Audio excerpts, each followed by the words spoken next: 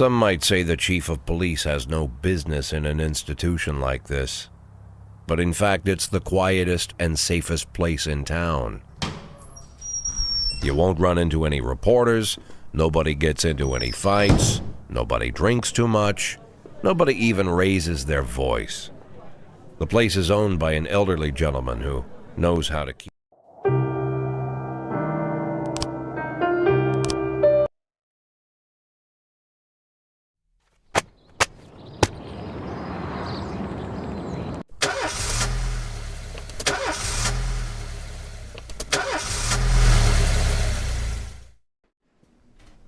Cops don't use the police station cafeteria anymore. There's some kind of stigma against sitting shoulder to shoulder with your partners. Everybody just takes snacks from the machines or grabs a meal and hammers it down in the corner like a vulture on a corpse. The main thing? Don't look into anyone's eyes. Could be construed as an invitation to sit together. The only people eating here are ghosts.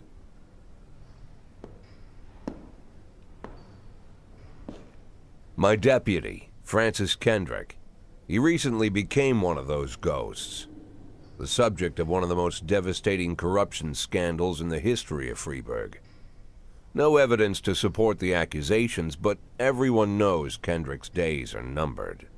I need that file I asked for. Needs to be ready tonight. Francis didn't say anything, but I understood.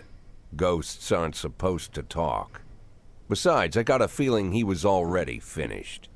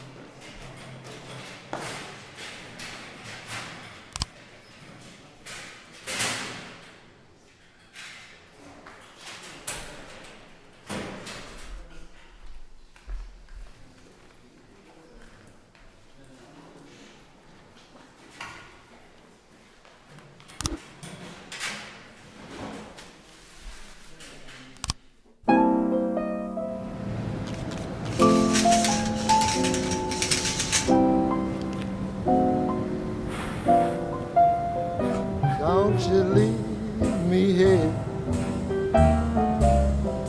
Don't you leave me here. If you must go, sweet mama, please leave a dime for beer. 110B in progress. The rooster crow and a hen ran around. She said, if you want my fricassee, you'll have to run me down.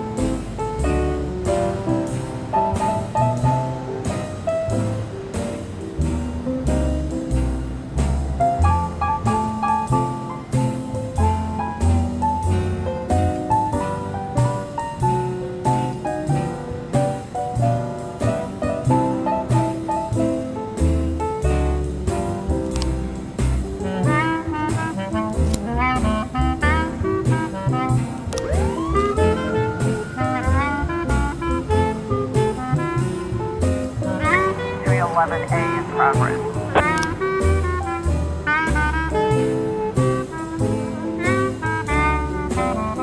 I'm Alabama bound,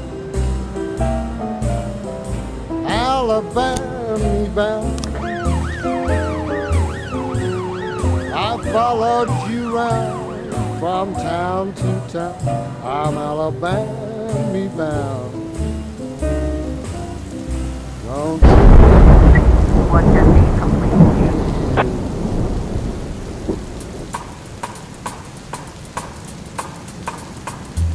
311A complete.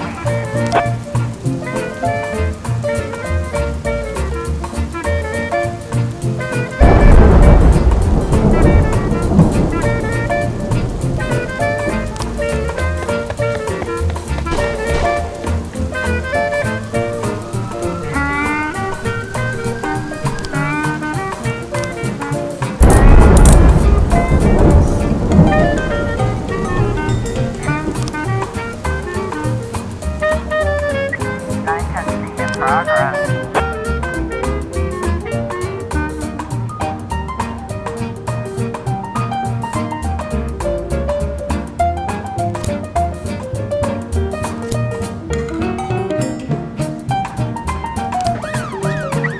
311A in progress.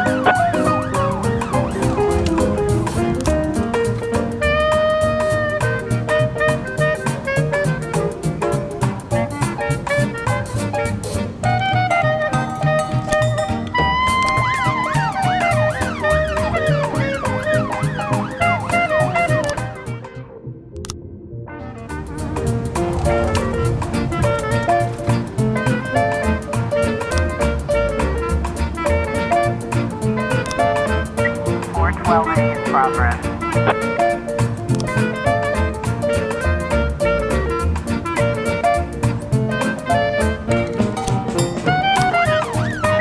Got a situation here.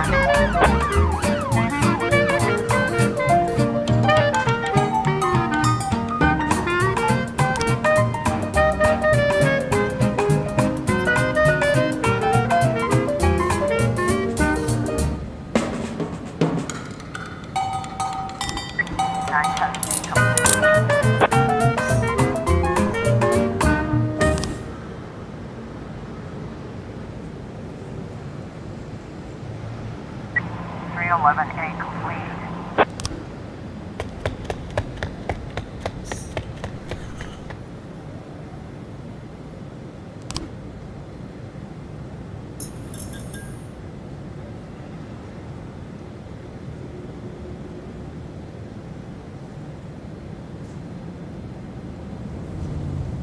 Four 12A complete.